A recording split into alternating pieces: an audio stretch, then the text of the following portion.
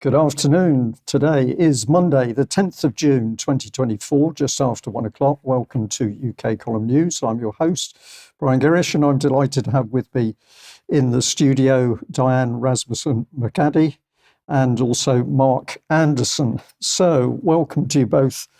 Welcome to UK Column News. Thank you for joining me today. And I'd just like to say happy birthday to anybody who's got a birthday today, the 10th of June. Well, we're going to kick off with a little bit of a talk about politics as we run up to the election, and what better place to start than a picture with Rishi himself. So this is from the Tory party website. He's looking very slick and relaxed, no tie, of course, because that helps him appear as to be one of the ordinary people in UK, even though there's billions in the background with his family. But this is how the Tories are pushing forward for the election. And we have a look at a bit more of the detail. It says if we want to change our country, we have to change the way we do politics. Well, I certainly agree we need to change the way we do politics. And we're going to try and show our viewers and listeners today a little bit about the reality of politics in the UK. But he says for the last 30 years, politicians have resorted to short-term political decision-making, taking the easy way out rather than fixing the underlying problems. I'm going to say, to me, the underlying problem is the fact that we have a political system which is rotten. He says, as Prime Minister, I will make the hard but necessary long-term decisions to get the country on the right path for a brighter future. Well, of course, the country's been broken by the political system itself, but he's apparently going to halve inflation. That'll be interesting because he's not in control of the banks. He's going to grow the economy. That'll be very interesting because he doesn't want to support businesses. He's going to reduce debt. Well, again, he doesn't control the banks, so that's not going to happen. And he's going to cut waiting lists to get people the care they need more quickly. This is coming from a political party that's worked hard to destroy the NHS system. And he's going to stop the boats, even though the boats are only here because of failures of migration policy within both Conservative and the Labour government. But if we move on through, this is how the website looks. It's very clean and bright and clear. And that's appropriate because they've got a clear plan of bold action for a secure future. That means that they've stirred up wars, particularly now in the Middle East and with the Russians. And so they're going to have to deal with that, but they're making progress. But the key thing is they never say where that progress is ultimately going to lead to. And I'm going to suggest it's a global agenda. It's not to do with national politics. But if you want the real detail, it's here. Clear plan, bold action, secure future. This almost takes us back to COVID-19 lockdown with a three-phrase mantra: clear plan, bold action, secure future. And of course, if we have a look at the detail here, they're going to raise defence spending to 2.5% of GDP by 2030. But we're also going to introduce national service for 18-year-olds. We're going to see the Rwanda plan through. We're going to deal with inflation. We're going to abolish national insurance. We're going to fix the NHS. We're going to guarantee a pension triple lock. And we're going to double free childcare. That's if they're not stealing your children in the first place. So it's pretty slick from the Tories. Not a lot of detail on how these things are going to be done. But of course, we're back to promises to the general public. And then if we go Labour, well, Labour is a lot simpler to understand because it's to do with kissing babies. And here's Keir Starmer cuddling a toddler. Would I allow my child to be cuddled by Keir Starmer? I think not. I don't trust him in any shape or form. But of course, what is he up to? Well, our mission is driven government. Our mission-driven government will restore pride and purpose in our country. And on Thursday, the 4th of July, he can make this a reality together. It's time to be part of a change. But of course, the change and more change that the political parties are talking about ultimately leads us to a state of ever changing, and that is indeed revolution. And UK Column has warned on a number of occasions that what we're really dealing with is a political system that is designed to create breakdown and chaos, to bring in complete revolutionary change. And it was only a few days ago on the UK column news that we talked about Eric Pickles, former Communities Minister, actually saying he was an unlikely revolutionary, but the revolution started with him. So encourage people to do some checking up. But let's have a look at the power behind the throne. And of course, the politicians on either side are just the political puppets. We'll bring in the key players, Rishi and of course Keir Starmer. But the power is in the wings. It's the party funders for the Conservatives, lots of embarrassment with Russian money. It's the power of the whips. It's the power of the BBC and the mainstream media who only support the key parties. And it's to do with the power of Israel and friends of Israel. And ultimately now we've got the pressure of war. It's exactly the same system on the Labour side. And the one we'll bring in that covers both of them is the Remembrancer. And we'll be talking about the Remembrancer in a bit, but essentially this is the power base of the City of London in Westminster itself. Let's have a look, though, at the whips and how they function. We've got a couple of little video clips here.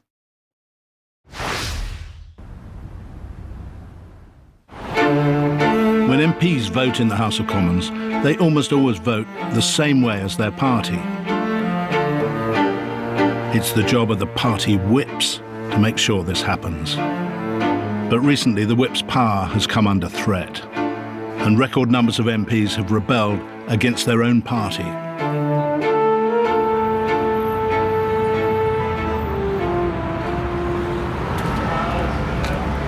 The most rebellious MPs have become known as the Awkward Squad. One such member is the Tory Peter Bone. Since the last election, he's voted against the government nearly 150 times. When there's a division bell rings in the House of Commons, there are 600 MPs who are going to vote. Most MPs have no idea what's being debated in the House of Commons, and they turn up and the whips tell them which lobby to go through. The whip's job is to keep their MPs united behind the party leader and to quell rebellions by the independent-minded. Food labelling. Now, this is our policy, so if a vote is called, we expect that everybody will be able to participate in that, and if necessary, we'll put tellers in. So the man claims the MPs don't know what they're voting for, and I think he's right, and they're controlled. Let's have a look at how that clip on the whips progressed. The whips like to keep secret the way they work. But the Labour Chief Whip, Rosie Winterton, has invited us into her lair. So this is the Opposition Chief Whip's office, and there's the whip. It's good, isn't it? I only use it on the members when they're especially well behaved. I haven't actually murdered anybody yet. There are no thumb screws in here, as you will have probably noticed. Well, I'll get them out later if you want. So, you know, the popular image is of rather a sinister operation, whereas actually what we do like to do is to convince people because we think the arguments are right. So it was the smirk on her face that did it for me. She knows full well the power of the whips and what they actually do. But if our viewers and listeners are not convinced today, let's have a look at a third clip from the BBC themselves about another whip within the Conservative Party. Let's listen to what he has to say about how the system works. The government whips build up dossiers of information, both political and personal, about their flocks. And the whips also act as a kind of welfare agency for MPs. One Tory whip claims they perform 1,000 acts of unremarked kindness each year for Tory MPs who face personal problems. Anyone with any sense who was in trouble would come to the whips and tell them the truth. They'd say, no, I'm in a jam, can you help? It might be debt, it might be scandal involving small boys, or any kind of scandal which a member seemed likely to be mixed up in. They'd come and ask if we could help. And if we could, we did. And we would do everything we can because we would store up brownie points. That sounds a pretty nasty reason, but it's one of the reasons. Is if we can get a chap out of trouble, then he'll do as we ask forevermore. So there we have a whip calmly talking about blackmail, the blackmailing of members of parliaments in order to get them to do as they want. The key question is, who is they? Let's just have a look at this. We'll have to save the detail for another day. But of course, we need to have a look at where the money comes from for the parties, because invariably the people who fund the parties control the party system at all, control the whole party system, so they have the power base. And we need to follow this through, but we'll come on to that for another day. We'll just end this segment with this little video clip of Rishi talking about Israel. I want to thank you for your solidarity, your clear, unwavering support from the minute this war began. I think the fact that you came to Israel tells us a lot. I said to President Biden yesterday that there's one thing more heartwarming than standing with Israel, it's standing in Israel. And the fact that you came here to do that is a very strong statement of support, which we deeply appreciate. So I can now ask the key question, to whom does Rishi owe loyalty, the people of UK or Israel? Are we to know? And if we're concerned about the situation with the Tories, then it's the same with Labour. An article from The Standard here, one of the main reasons why Keir Starmer is standing firm on Israel, his family, the Labour leader's resolution will be stiffened by having a Jewish wife and relatives. So what is the truth? What do these people really believe? We have no idea. But of course, we see powerful people in the wings. And are they always our friend? Mark, let's bring you in. I've stolen a little bit of your time today, but I thought it was important to get that information out about politics in UK. But we can't always trust Israel. Very true. Good day, Diane and Brian. I'm going to get into a little bit of history here, but it actually has a lot of current relevance. And this is about Israel's deliberate attack on a naval ship, the USS Liberty, on the 8th of June, 1967. So that anniversary just passed. I wanted to get it recognized this year. There's a little clip here on this slide that is taken from some of the communications of Israel's military forces on that fateful day in the Mediterranean Sea off the Sinai Peninsula. But sir, it's an American ship. The reply, never mind, hit her. And let's move on from there. And what we have is some basic facts. This is my own writing that I got from various sources. On the 8th of June, 1967, during the Six-Day War, without warning, Israeli jets and torpedo boats launched an attack on the USS Liberty. 34 U.S. sailors were killed. Another 171 sailors were wounded in this attack by Israeli aircraft and torpedo boats. A CIA memo, which I had never seen before, I just found it yesterday, by the way, which was not declassified until 2006, June of that year, correctly noted the Liberty was a naval technical research ship, but falsely claimed the attack was a case of mistaken identity. The very same memo states that 2 Israeli Delta Wing jet fighters orbited and surveyed the clearly flagged Liberty at 9:50 a.m. local time near the Sinai Peninsula, but did not attack the ship until over 5 hours later in broad daylight with clear weather. So they knew full well what it was. Survivors such as Phil Turney knew firsthand, and they and Dave Gahary and other honest investigators determined that this was an Israeli attempt to sink a U.S. vessel as a false flag / provocateur operation to try and draw the U.S. into Israel's war with Egypt. And here's the key part. This is very interesting. The war ended with Israel in control of the Gaza Strip, the Golan Heights, the West Bank, and East Jerusalem. So you might say the dials were preset, Brian, in terms of what's going on in Gaza now, at least to a degree, because of this event. Now, this next slide shows Phil Turney, one of the key survivors. I met him and spoke alongside of him at a conference in Seguin, Texas in 2018. And he had just put out this book with Dave Gerrish called Erasing the Liberty. And another survivor called it the most detailed book on the liberty I have ever seen. And it's the true story of innocence, murder, and betrayal of the most decorated ship in U.S. Navy history. Get that? Hidden for well over 50 years. And I'll mention, before we, I believe, listen to a short musical ballad about the Liberty, I'll mention, Brian, that there was a call finally made to the Liberty to get help, and jet fighters were on their way across the Mediterranean, and they were called back by President Johnson.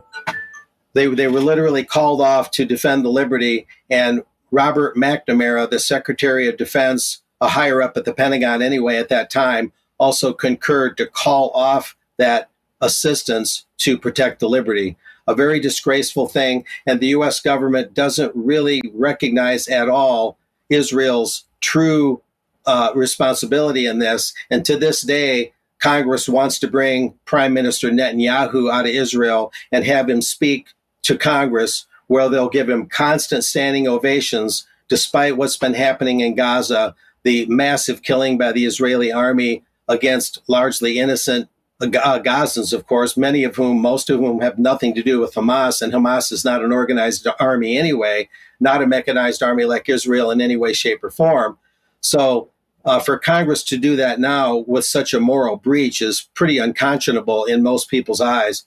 But anyway, ifamericans.knew.org, I'll mention real quick, is another really interesting website that can give a lot more details about the massive aid that the U.S. has been giving Israel all along. But the USS Liberty, to this day, to a large extent, Brian, is still a cover-up. So back to you. Mark, thank you very much. I'm going to hold the little music clip until extra time. We're going to be talking about this segment more in UK column extra, but I'll hold that clip. Let's just finish off our segment on UK politics. And of course, I wanted to flag up with the audience the fact that we don't even know to whom Keir Starmer is actually loyal. It may be Israel, maybe it's a completely different set of people. Let's hear what he had to say about Davos. Let us just ask you quickly, you have to choose now between Davos or Westminster? Davos. Why? Because Westminster is too constrained.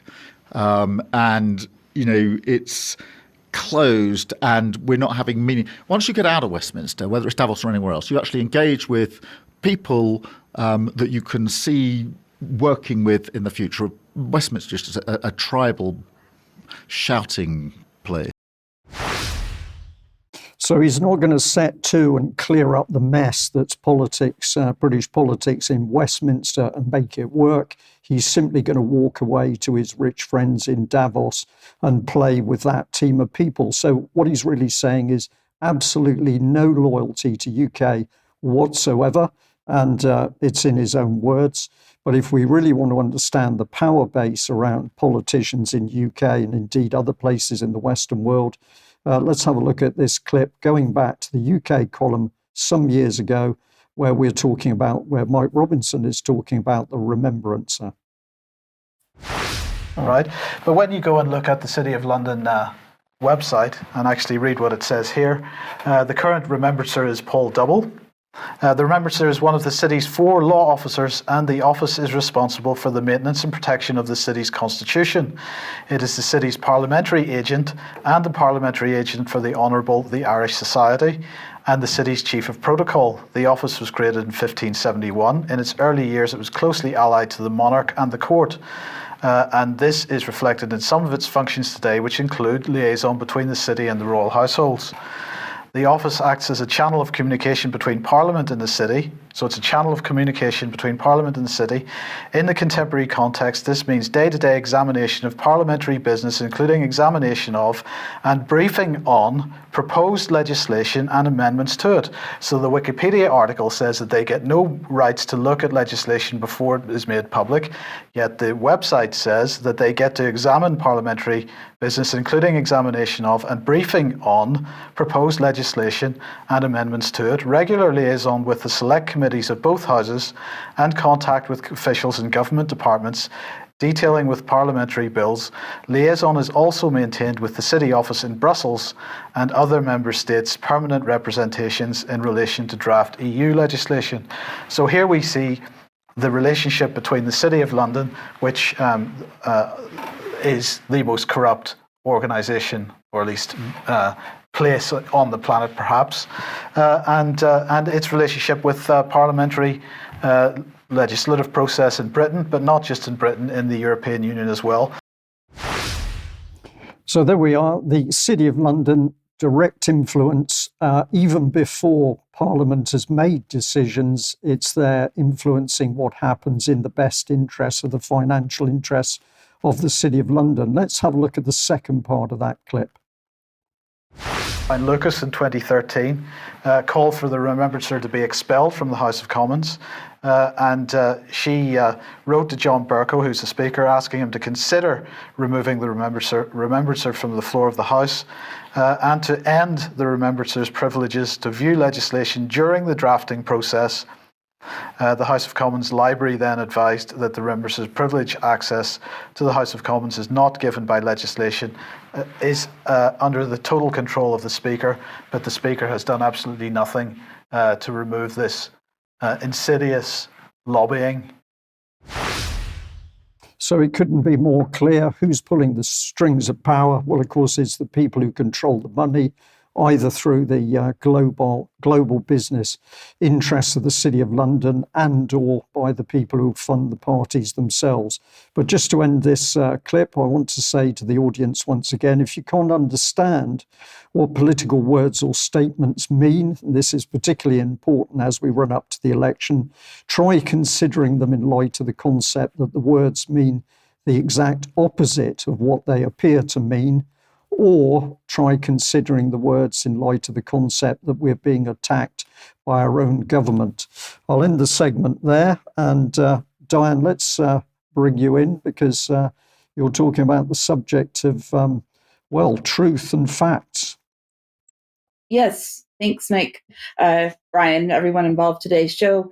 I wanted to start out by saying that in the last few weeks since we've launched UKC Verify, we've put out calls for viewers to potentially suggest things that we could fact check, anything that's in the mainstream media, mainstream news. So here's one that I received last week. There's been a lot of activity in my Twitter account, which again, please follow me at DIANE UKC, Diane UKC, where I'm asking for people to give me things that they would like to have fact checked. So here's one that came up last week, saying a great thing to verify would be the claim that COVID jabs saved millions of lives, particularly as they are now finally admitting their totally safe claim is indeed at best extremely tenuous. They are now even saying vaccine safety is a relative concept. And he's retweeted here a post from Dr. Claire Craig. So I thought about this for a couple of days. How can I address this? And then I sort of came across a few pieces of academic research. This is a preprint study, so not fully peer-reviewed yet, based on UK data of thousands of children around the effectiveness of COVID vaccination in children and adolescents. And what I said was, well, this doesn't necessarily prove or show us that they are totally safe, but it does show in this study, based on thousands of children here in the UK, that children who have been injected are more likely to need hospitalization. And I also found a couple of more recent studies, including things that have been in the mainstream press, so this is starting to go mainstream here now. This was in the Telegraph last week. And this is the original paper, if you want to see the original source that they cited, saying COVID vaccines may have helped fuel a rise in excess deaths. And again, that paper from BMJ Public Health, the British Medical Journal of Public Health, is a major, huge academic journal. And this is using the Our World in data set. And I would encourage viewers to go play with this data set, Our World in Data. It's something that I'll be covering here in just a minute as well, that I went to play with, but anyone can access this data. There's a data explorer. You can look at a lot of different factors to see what has influenced things throughout the last few years.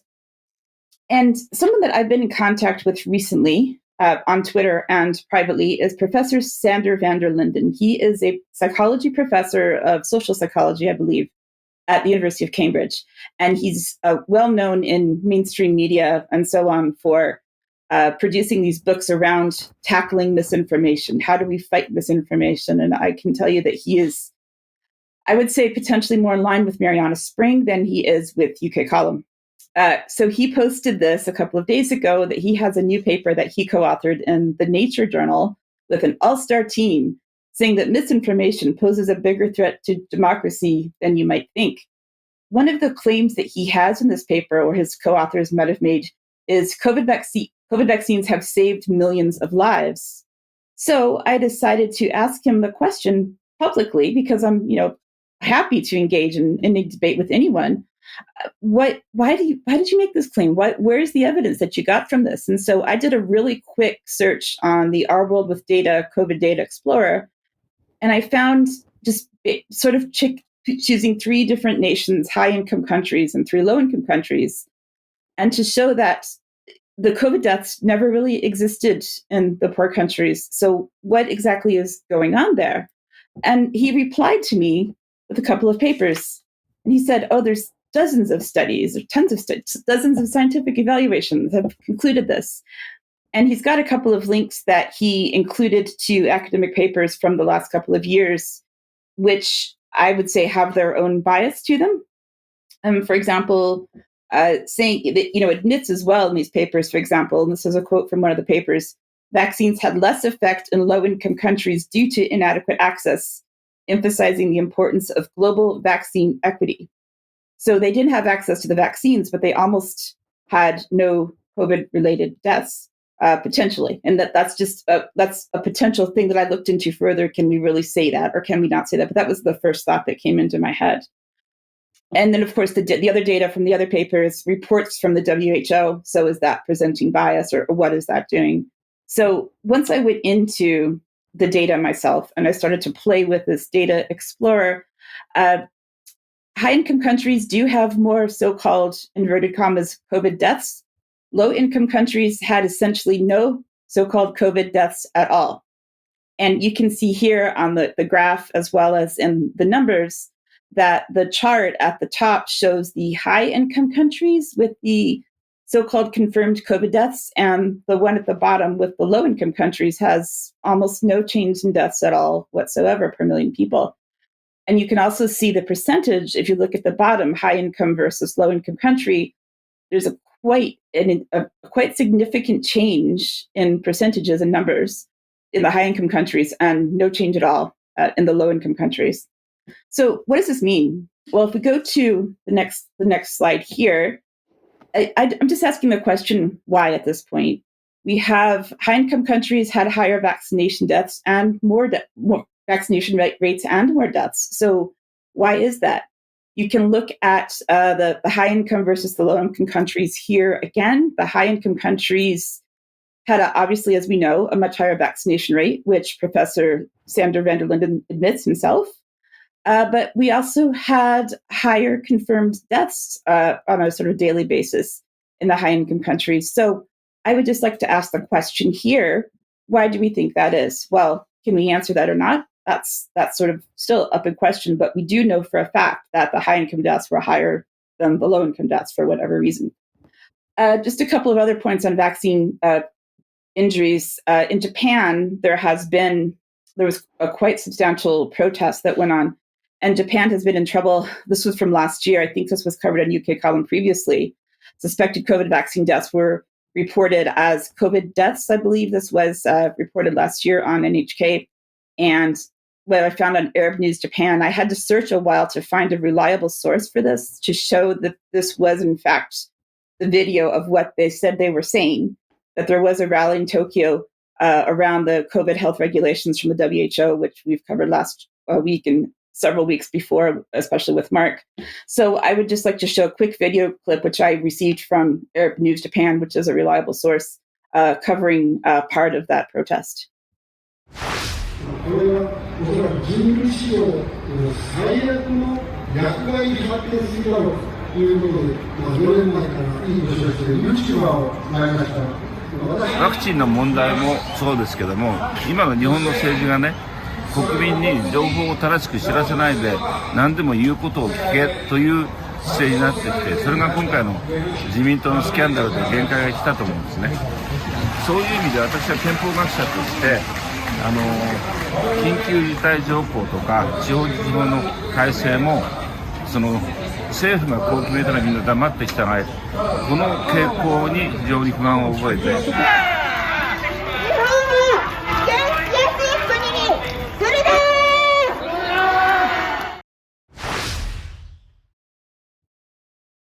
So we're starting to see there some public admission from public figures of what has happened in Japan. And if you look at the Our World in data from Japan itself as a particular country, I didn't put it in the slides, but if you look at it yourself, you'll see some quite substantial numbers on vaccination rates and deaths and so on in Japan, and specifically.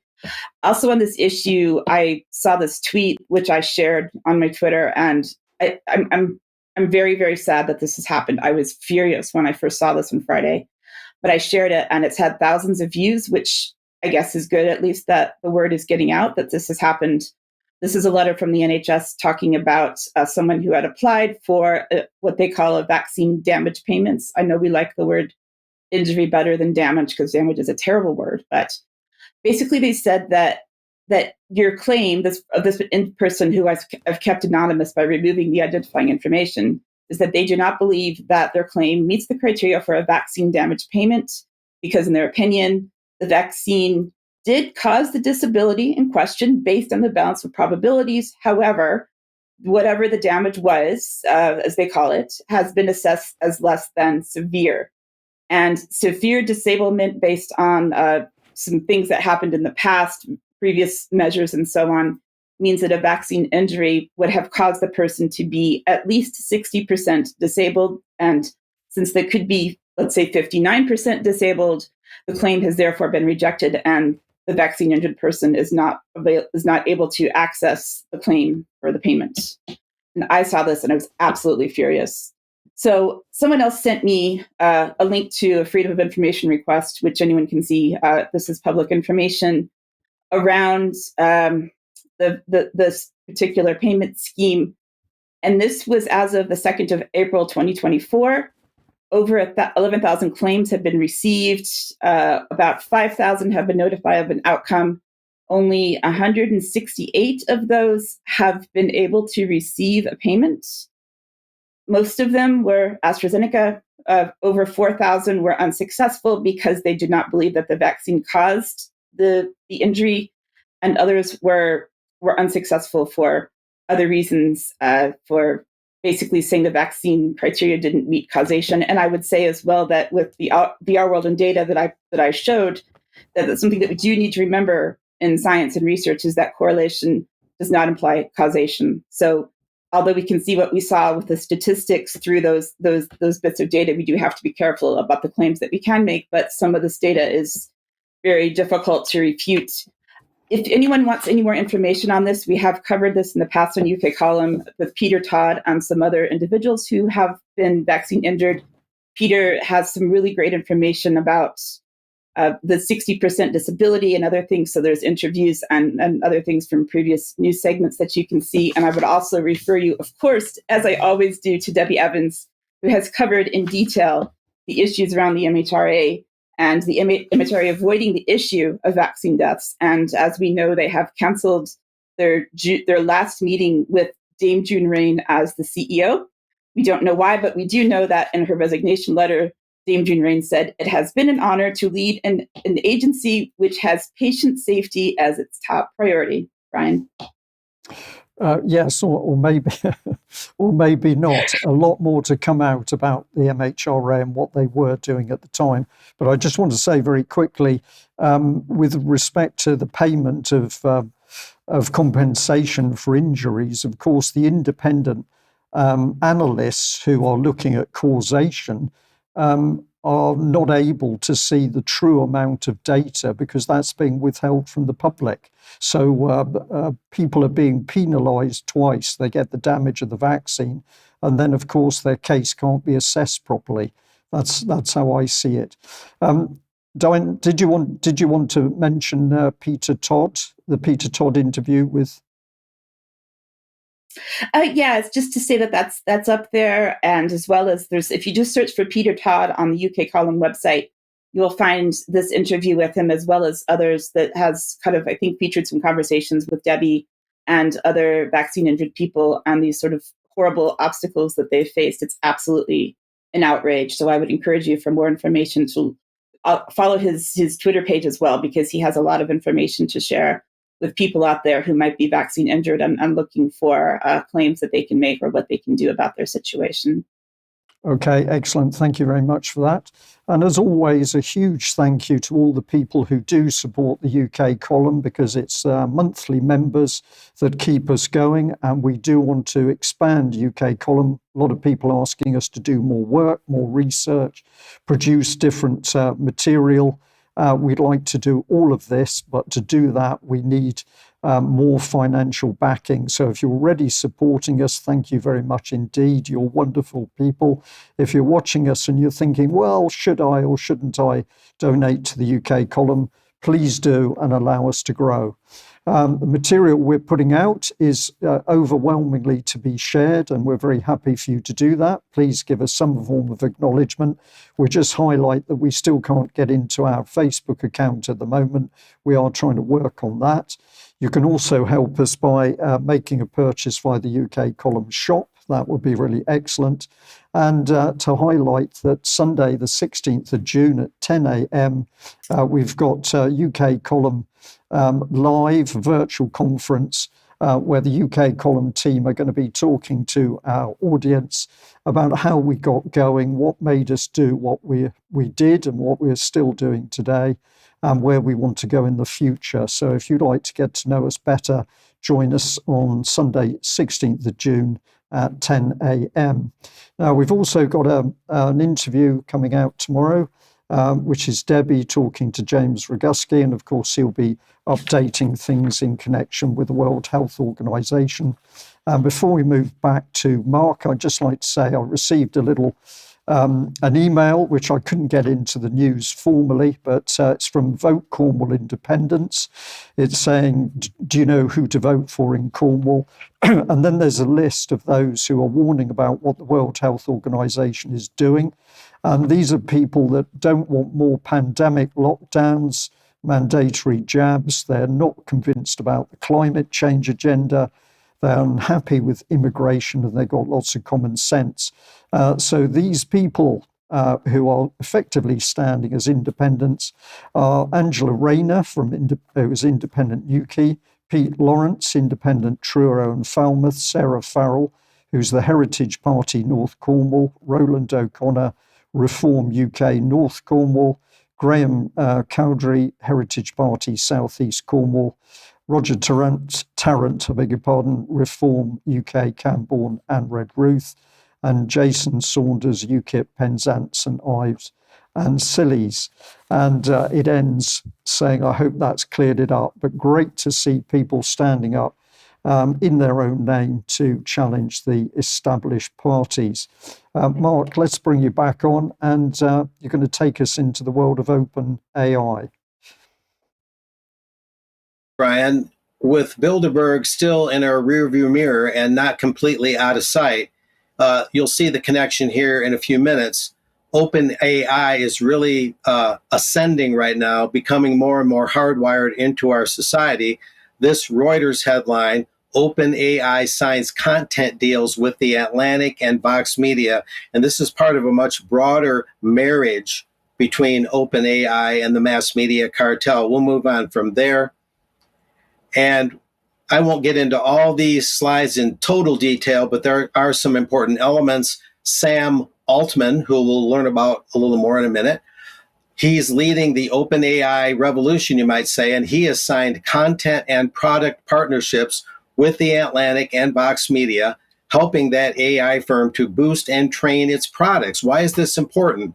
The agreements with The Atlantic and Vox come on the heels of several media firms signing similar deals, get that, thereby giving OpenAI access to their news content and archives to train AI OpenAI's large language models, that is. Such partnerships are not only crucial for the training of these AI models, they can also be lucrative for news publishers, which have traditionally been denied a slice of profits that the internet giants earn for distributing their content.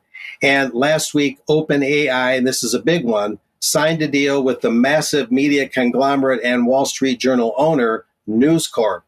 And let's learn a little bit more about News Corp. More on News Corp, founded by our friend Rupert Murdoch.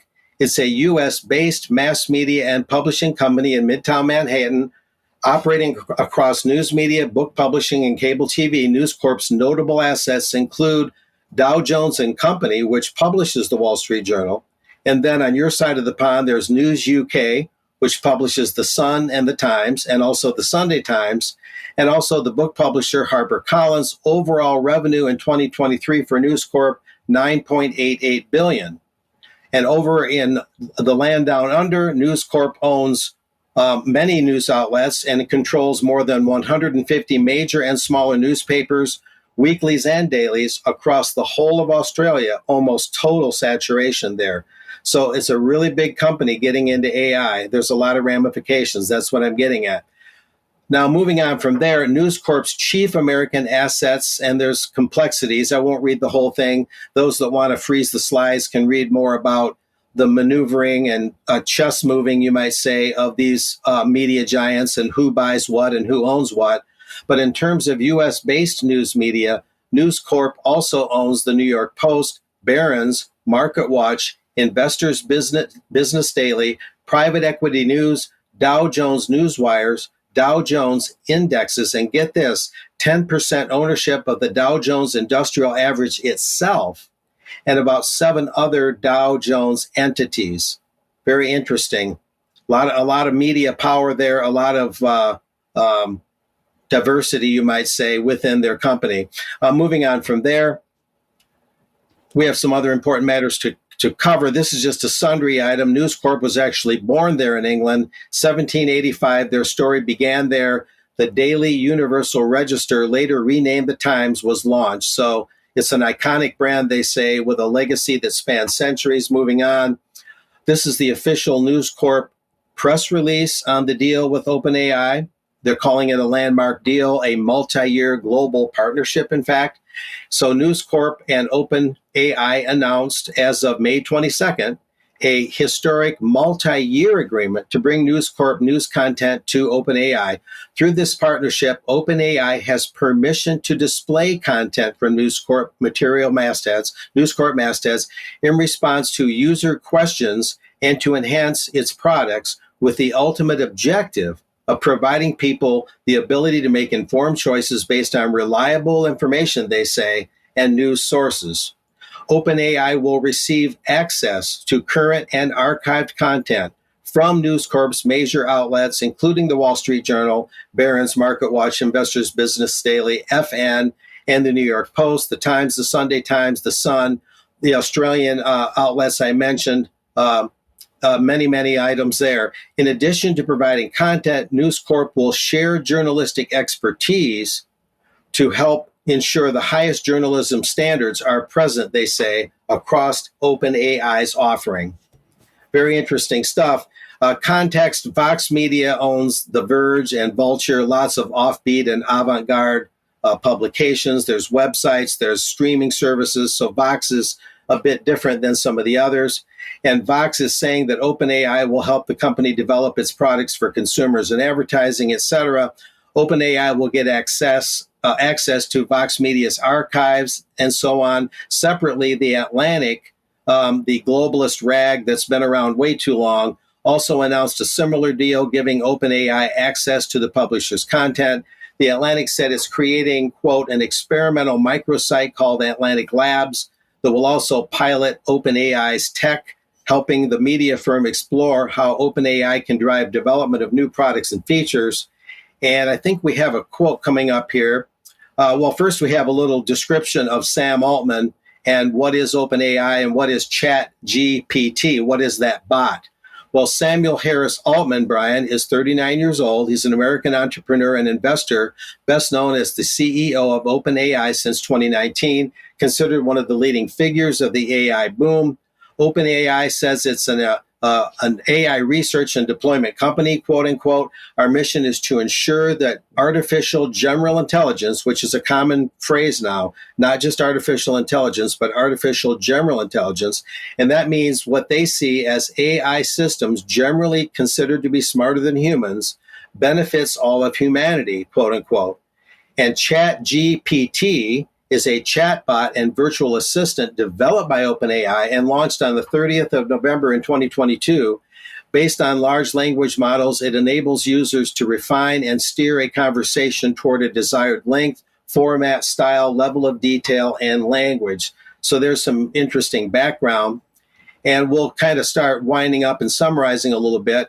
This is Nicholas Thompson, the CEO of The Atlantic, and he said, quote, "There's a lot of fear in the media industry about partnering with tech platforms. But I am absolutely convinced," he says, "that these deals can be beneficial, for whom, we wonder, if we've learned the right rules, structure them the right way, and hedge our bets." That's what he had to say. And going on from there, a little bit more from Reuters, OpenAI to use Financial Times content for training AI models in another media tie-up. And there's OpenAI's official logo there. The Financial Times has signed a deal, it says here from Reuters, with OpenAI to license its content for the development of AI models and allow this ChatGPT to answer queries with summaries attributable to the newspaper. This latest tie-up is saying financial terms of the agreement are not disclosed. The latest deal will help the startup enhance the GPT chatbot with archived content from the Financial Times, and the firms will work together, OpenAI and Financial Times, to develop new AI products and features for Financial Times readers, and so on and so forth. So to keep going from there, this is a brief summary that I wrote that is intended to be a longer Bilderberg long view article that I'll soon be submitting, like what I submitted late last summer, looking at Bilderberg beyond the meetings. This is the start of that article.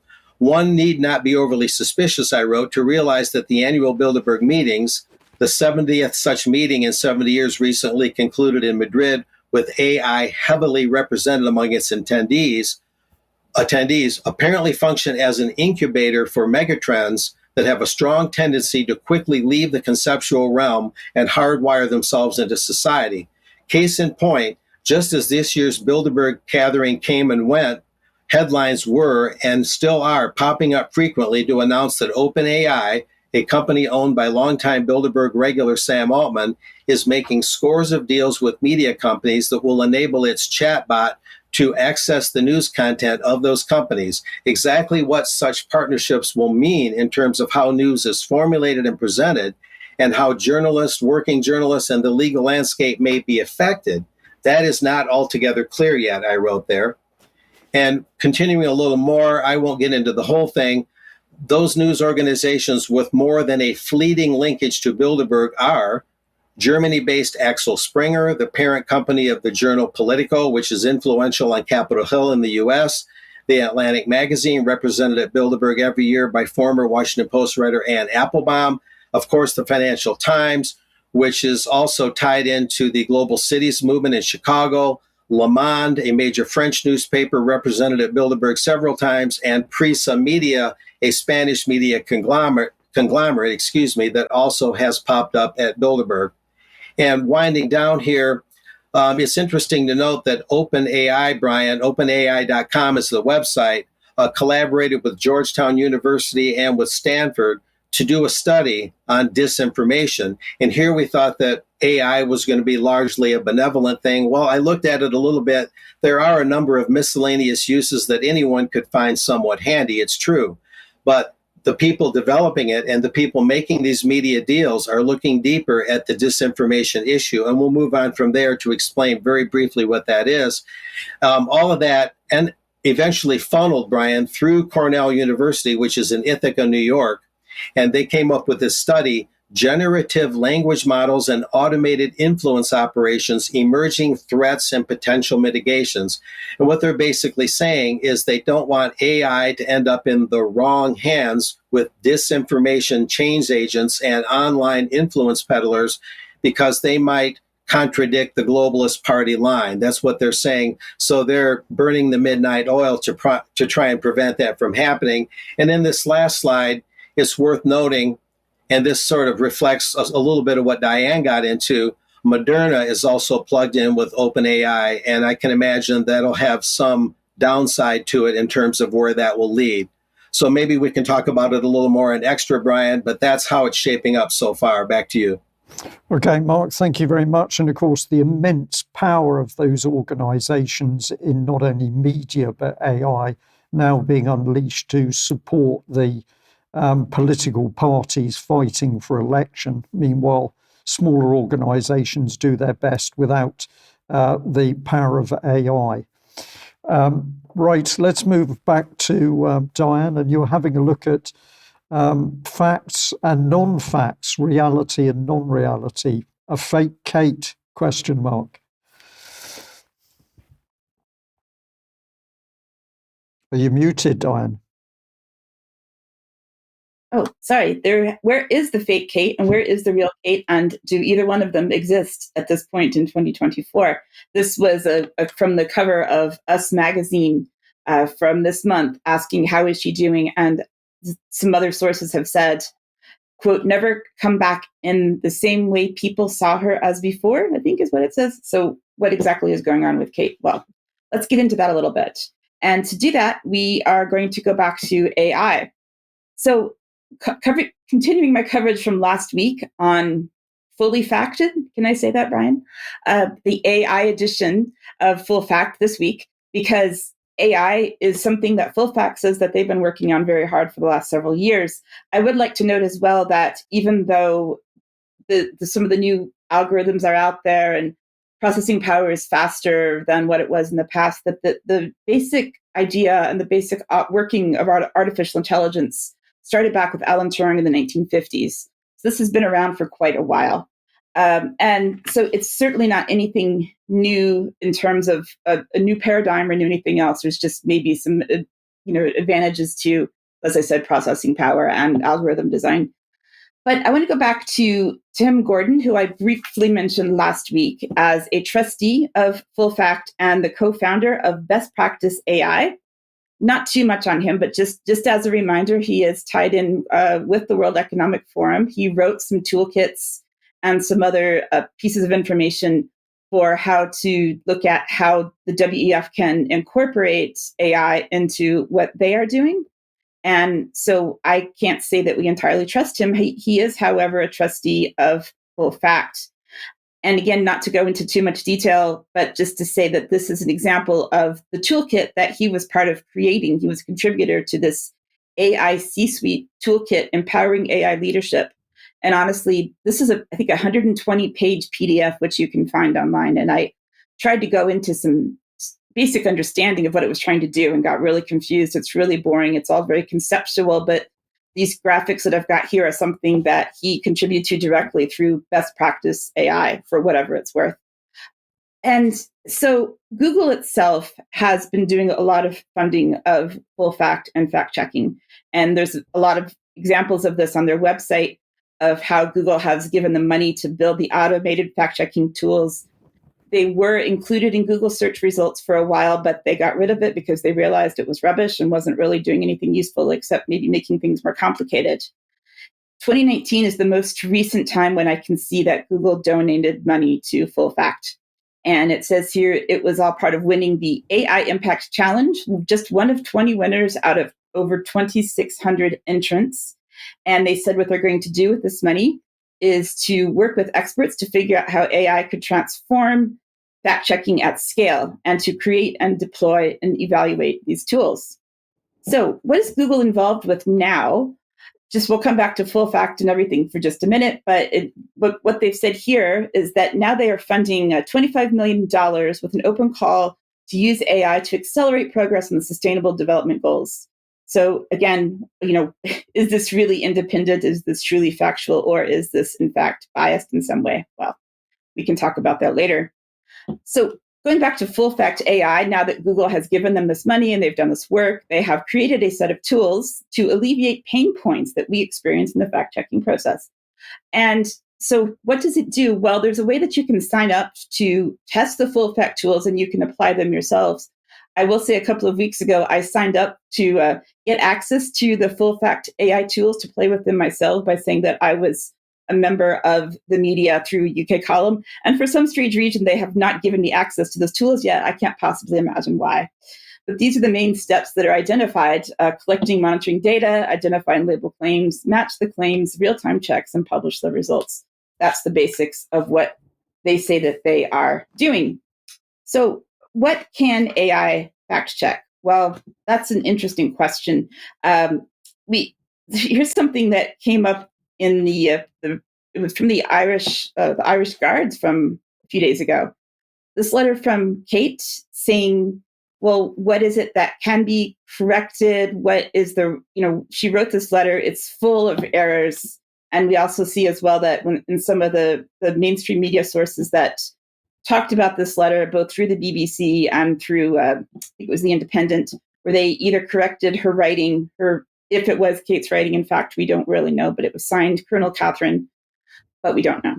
And so we have to wonder, if it was truly the Princess of Wales who wrote that, wouldn't somebody be involved in making sure that she had correct grammar and spelling before it went out to the Irish Guards? We see here the user-generated AI Kate, and we're going to watch a video of this, which has been claimed to be a user-generated AI, because someone asked me if we can, in fact check the Kate cancer video, which was the famous one put out officially, produced apparently at BBC Studios, saying, well, there is a cancer video. Can we fact check? Does this happen? Does her arm move? And these kinds of things. So, but let's see the definitely AI-generated Kate video now, if we have that, please. On the 25th of December 2023, I made my last public appearance with my family at their Sandringham estate in Norfolk, England. It has now been over 5 months and I have not been seen in public, nor have I been seen with my children who mean so much to me. The photos and videos that have been released have been AI manipulated, including the audio which you are listening to. Please keep asking questions. Something is not right and you might still be able to help. Thank you. So again, we know that was an AI-generated Kate that was admitted.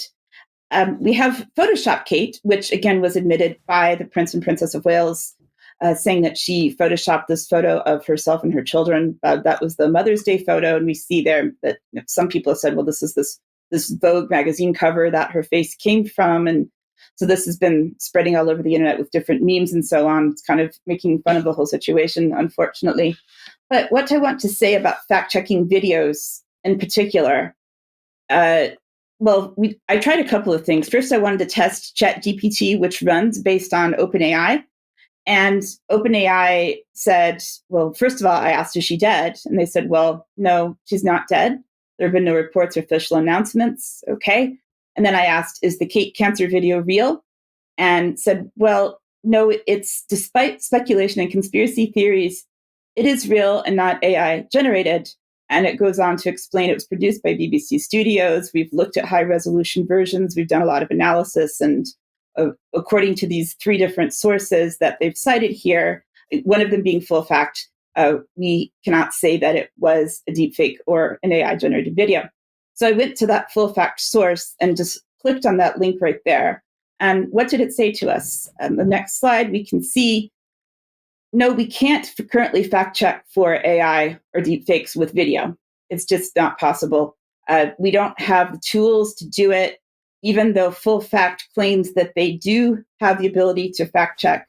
And no, her ring does not vanish. It's all totally fine. But we actually know that the technology does not yet exist to check videos in particular for AI or deepfakes. And I certainly don't think that Full Fact saying that they can is a true statement, because as we know, the technology isn't there for anyone to do it, no matter how much money you've been provided from Google.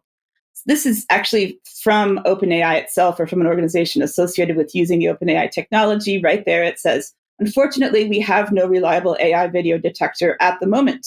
So there's a bit of a contradiction here going on. And I think we can see here that we need to maybe not trust full fact, potentially. And here's a bonus, UKC Verify. This was at the request of Debbie, who kept asking me when I was working on Kate and AI over the weekend, what about Carol Middleton? Is that true? Because we've seen online, she was in a car accident. Well, this was on a fake website, a fake news website called Birmingham Gist or Birmingham Gist, however you want to say that. And if you look at their X account, we see that they have about 30 followers, including, as of yesterday, they were able to provide a detailed account of the death of Michael Mosley, even though there's still a lot of speculation around what really happened with his life. And if you look at other websites, it's made all kinds of ridiculous claims. So please check your sources. Go back to the original source before you share anything or start spreading these ideas. Okay, Diane, thank you very much for that. I think that brings us up to the end of the news today, but thank you very much for your segment there. Obviously, we're living in an increasingly difficult world, working out what is true and what's not true. UK Column is going to do our very best to try and make sure that the material we are publishing we can verify. And we're going to challenge the organisations who say we should trust them. And full fact, personally, I don't trust, but we'll continue to see what they do. But Diane, thank you for your work on that. And also, Mark, thank you for the update on AI. As you were taking us through that, I was simply thinking to myself, yep, these are the huge global media corporations who are there supporting the politicians, trying to get them re-elected. And of course, it's a huge weight of their publicity and media streams, which can swing ballots, whether it's in the US or UK. So to my mind, we need to get these media companies under control and out of politics, but maybe more on that another day. So I'm going to say to you both, thank you for joining me, and also a huge thank you to our audience, wherever you are in the world. Thank you for being with UK Column, and a huge thank you to the people who make this possible by a monthly subscription. We'll leave it there. We will be back in a few moments for UK Column Extra, and we'll have a look at that musical video in relation to Israel, and we've also got other subjects to cover. So join us then. Thank you. Bye-bye.